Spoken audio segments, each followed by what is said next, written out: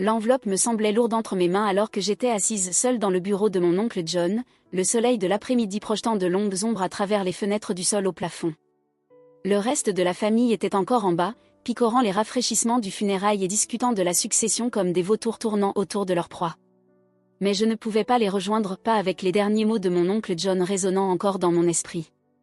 Un temps après les funérailles, Elisabeth, m'avait-il dit lors de ma dernière visite, en me pressant l'enveloppe scellée entre les mains de ses doigts tremblants. Promets-moi que tu attendras. Ses yeux, d'ordinaire pétillants de malice, étaient alors graves, presque désespérés. J'avais promis, bien sûr. Mon oncle John avait toujours été différent du reste des Blackwood, plus chaleureux, plus gentil, moins obsédé par l'image immaculée de la famille. Alors que mon père et ses autres frères et sœurs couraient après le statut social et la richesse, mon oncle John était celui qui assistait à mes pièces de théâtre à l'école, qui me demandait quels étaient mes rêves, qui me traitait comme une personne et non comme un simple pion dans le grand jeu d'échecs familial.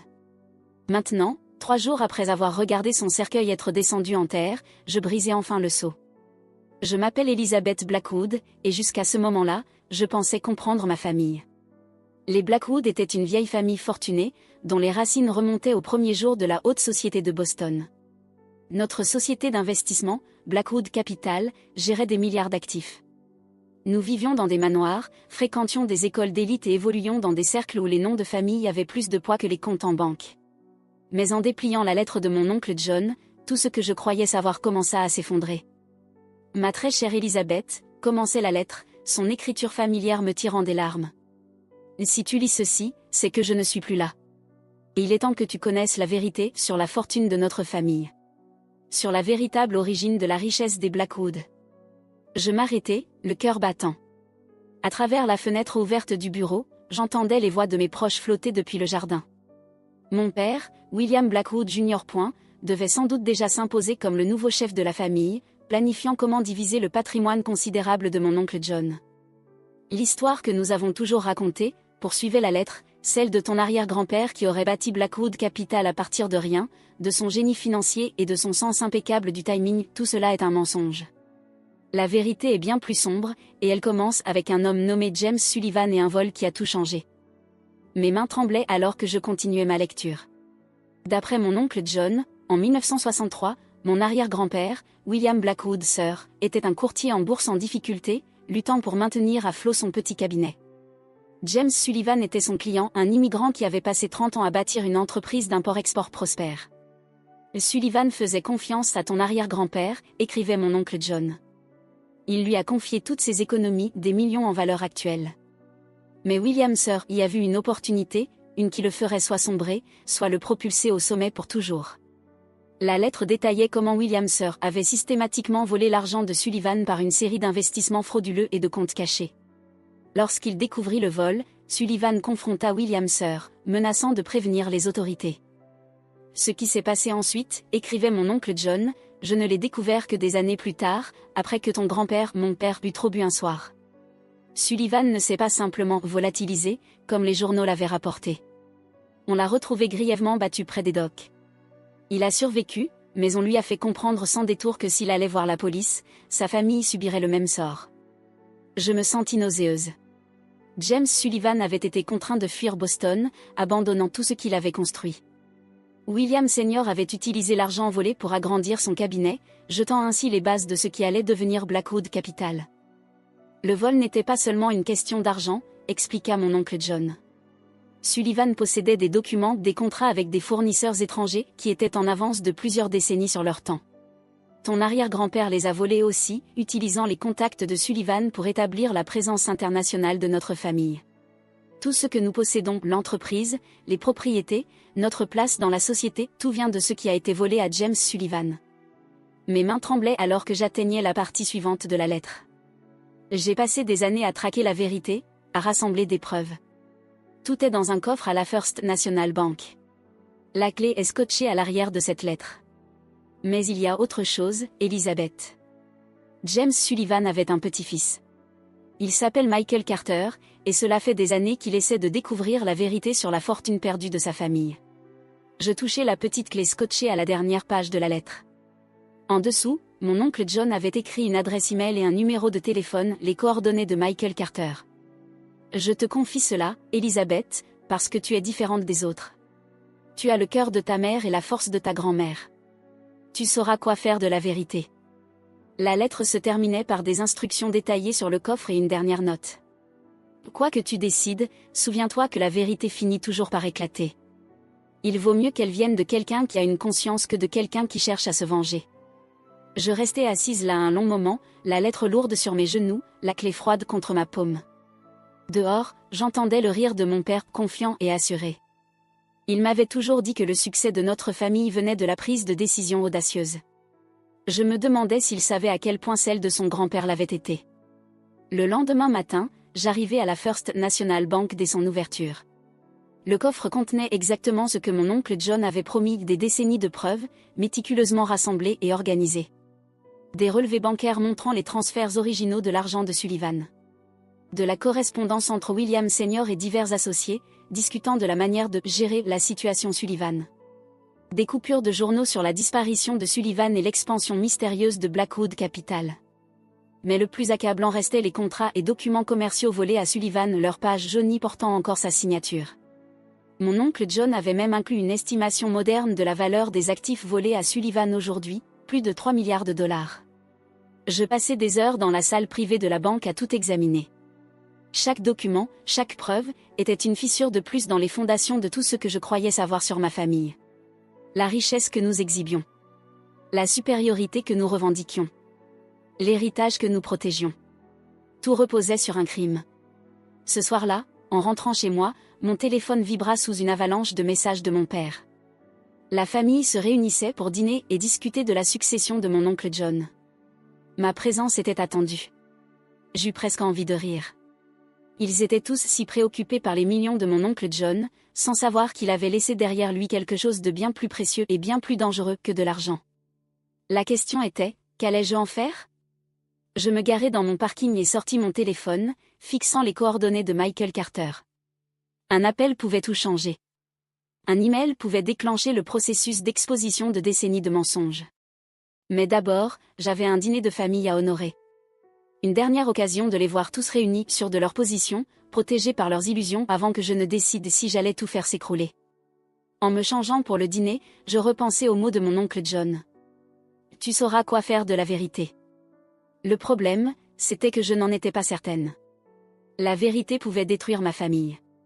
Mais la garder secrète, c'était être complice d'un crime qui avait ruiné l'héritage d'une autre famille. Le soleil se couchait alors que je conduisais jusqu'au manoir de mes parents à Beacon Hill, projetant de longues ombres sur les rues pavées. Les mêmes rues où, des décennies plus tôt, James Sullivan avait construit son entreprise, fait confiance à la mauvaise personne et tout perdu. Je me garai derrière la Tesla de ma sœur Margaret et vérifiai mon reflet dans le rétroviseur. J'avais l'air de toujours une Blackwood impeccable, prête pour une nouvelle réunion de famille. Mais à l'intérieur, tout avait changé. La vérité sur la fortune de notre famille me brûlait la conscience. Les prochaines heures allaient déterminer si je laissais ce feu se propager ou si je l'étouffais à jamais. Le dîner de la famille Blackwood était exactement ce qu'on pouvait attendre. Des verres en cristal captant la lumière du lustre antique.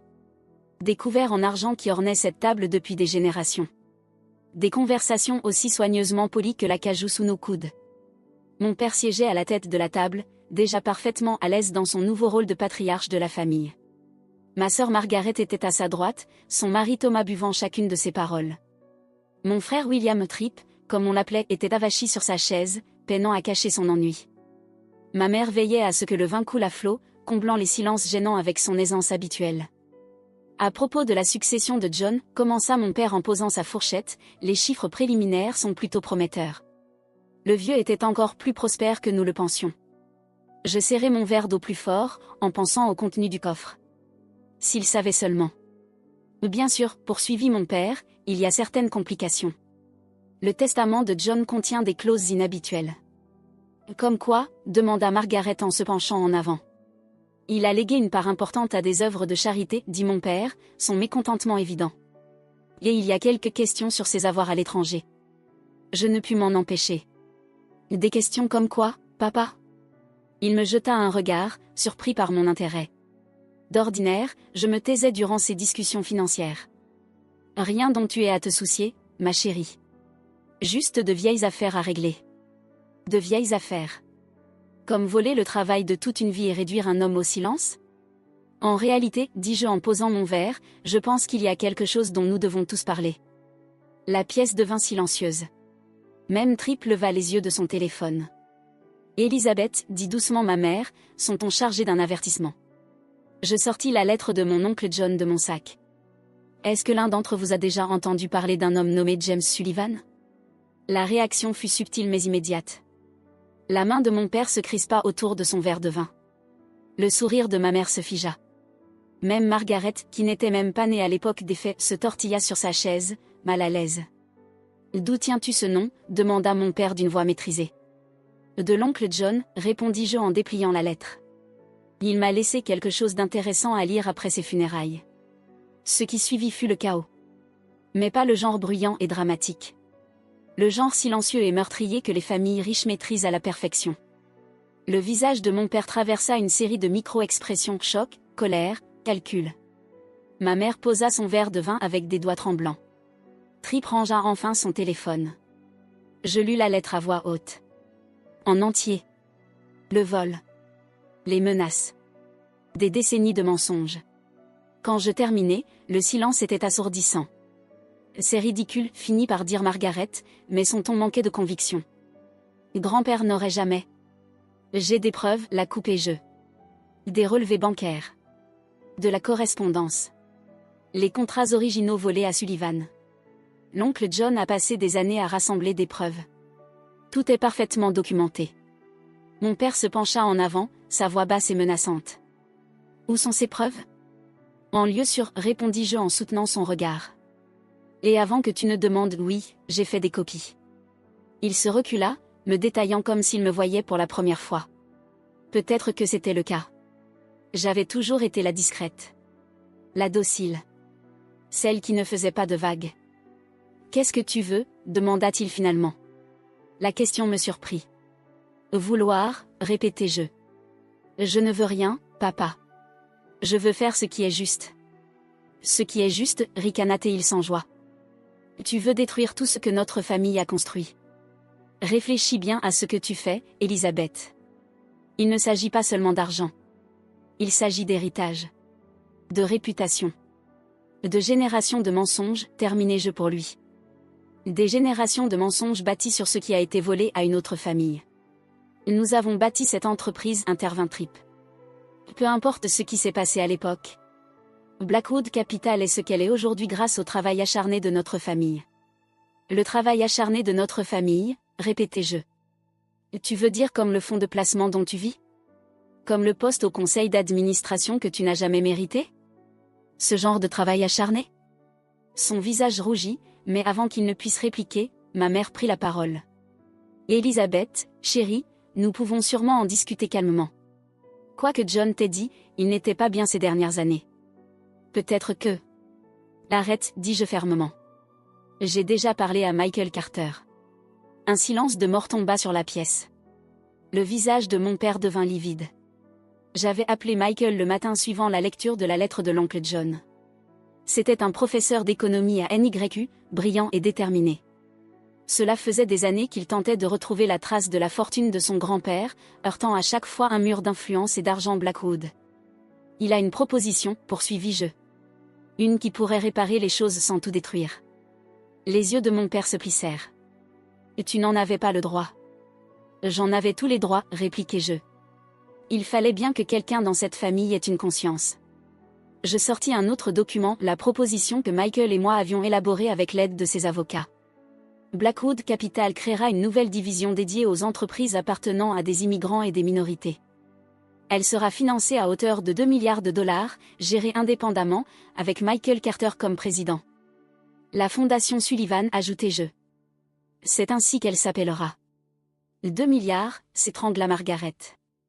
Moins que ce qui a été volé, ajusté à l'inflation, répondis-je calmement.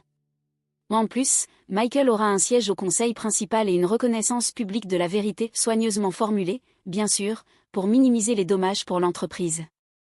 Et sinon, demanda mon père, bien qu'il semblait déjà connaître la réponse. Et sinon, tout sortira au grand jour. Chaque document. Chaque preuve. Et crois-moi, la presse adorera cette histoire. La prestigieuse famille Blackwood, une fortune bâtie sur le vol et les menaces. Imagine les gros titres. La pièce retomba dans le silence alors qu'ils absorbaient les implications. La réputation de notre famille, notre place dans la société, l'image soigneusement entretenue d'une respectabilité aristocratique, tout cela s'effondrerait. « Et tu bluffes » dit Tripp, mais sa voix manquait d'assurance. Je sortis mon téléphone et lançai l'enregistrement de ma conversation avec Michael. Sa voix emplit la pièce, détaillant les affaires de son grand-père, des détails qui correspondaient parfaitement aux documents volés. Réfléchissez dis-je en arrêtant l'enregistrement. Il ne s'agit pas seulement d'argent. Il s'agit de faire ce qui est juste. De réparer un tort qui empoisonne cette famille depuis des générations. Mon père se leva brusquement et marcha jusqu'à la fenêtre, fixant le jardin où des générations de Blackwood avaient joué, grandi, vécu leur vie de privilège. Lorsqu'il se retourna, il paraissait plus âgé, comme marqué par le poids de l'histoire. « 2 milliards » demanda-t-il d'une voix plus basse. J'acquiesçai. Et le siège au conseil. Non négociable. Il resta silencieux un long moment, puis, je vais devoir convoquer une réunion d'urgence du conseil d'administration. Un immense soulagement m'envahit. Ce n'était pas une victoire totale. Les Blackwood resteraient riches, influents. Mais c'était un début. Un pas vers la justice. Vers la réparation d'un mal qui avait perduré pendant des décennies.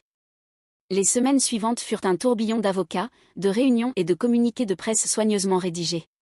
L'annonce de la Fondation Sullivan fut accueillie avec enthousiasme, une prestigieuse firme d'investissement prenant des mesures concrètes pour la responsabilité sociale et l'équité financière. Michael Carter se révéla être tout ce qu'oncle John avait décrit, brillant, intègre et bien plus intéressé par le changement positif que par la vengeance. Sous sa direction, la Fondation Sullivan commença à transformer des vies, offrant du capital et des opportunités à ceux qui avaient été exclus du monde de la finance traditionnelle. Ma famille s'adapta, comme les familles riches savent le faire. Mon père trouva un moyen de transformer l'histoire en un atout pour l'image publique. Margaret découvrit une passion pour l'investissement à impact social. Même Tripp se mit à arriver préparé aux réunions du conseil. Quant à moi, j'ai rejoint le comité consultatif de la Fondation Sullivan, travaillant aux côtés de Michael pour que quelque chose de bien puisse naître du sombre passé de notre famille. Ce n'était pas une justice parfaite. Rien ne pourrait réellement compenser ce qui avait été volé à James Sullivan. Mais c'était déjà quelque chose. 1 an après ce fameux dîner de famille, je me rendis sur la tombe d'oncle John. Les feuilles d'automne viraient à l'or et au rouge, formant un tapis autour de sa pierre tombale. « Tu avais raison », murmurai-je en déposant des fleurs sur la pierre de granit. Je savais quoi faire de la vérité. Je sentis une présence derrière moi et me retournai pour voir Michael Carter, tenant lui aussi un bouquet de fleurs. « Je viens ici de temps en temps », dit-il en posant son bouquet à côté du mien. Pour le remercier. D'avoir eu le courage de dire enfin la vérité. Nous restâmes là en silence, regardant les feuilles danser dans la brise. « Tu sais », reprit Michael après un moment, mon grand-père disait toujours que l'argent n'était pas l'héritage le plus important qu'il pouvait nous laisser. C'était l'intégrité. Les Blackwood lui ont volé sa fortune. Mais ils n'ont pas pu lui voler ça. Je pensais à mon propre héritage. Pas au fonds fiduciaire ou au nom de famille, mais au dernier cadeau de mon oncle, la possibilité de choisir l'intégrité plutôt que la commodité. La vérité plutôt que les mensonges. Ton grand-père était un homme sage, dis-je. Tout comme ton oncle, répondit Michael. Alors que nous retournions à nos voitures, je réfléchis à la notion d'héritage, pas celui qui se mesure en dollars ou en propriété, mais celui qui se mesure en choix. Le choix d'affronter des vérités inconfortables. De réparer d'anciennes injustices. D'être meilleurs que ceux qui nous ont précédés. La Fondation Sullivan continue de grandir, finançant des rêves et construisant des avenirs. Le nom des Blackwood a toujours du poids dans la haute société de Boston, mais il est désormais associé à la rédemption plutôt qu'au simple privilège. Et quelque part, j'aime à croire qu'oncle John sourit. Satisfait que sa dernière lettre ait accompli exactement ce qu'il espérait. Elle a donné à la vérité une chance de réparer ce que les mensonges avaient brisé. Parfois, l'héritage le plus précieux n'est ni l'argent, ni le pouvoir, ni le statut social. Parfois, c'est le courage de regarder une façade soigneusement construite et de décider que la vérité compte plus que les apparences. Quant à moi, j'ai appris que le véritable héritage, ce n'est pas ce qu'on reçoit. C'est ce qu'on choisit de faire avec ce que l'on sait.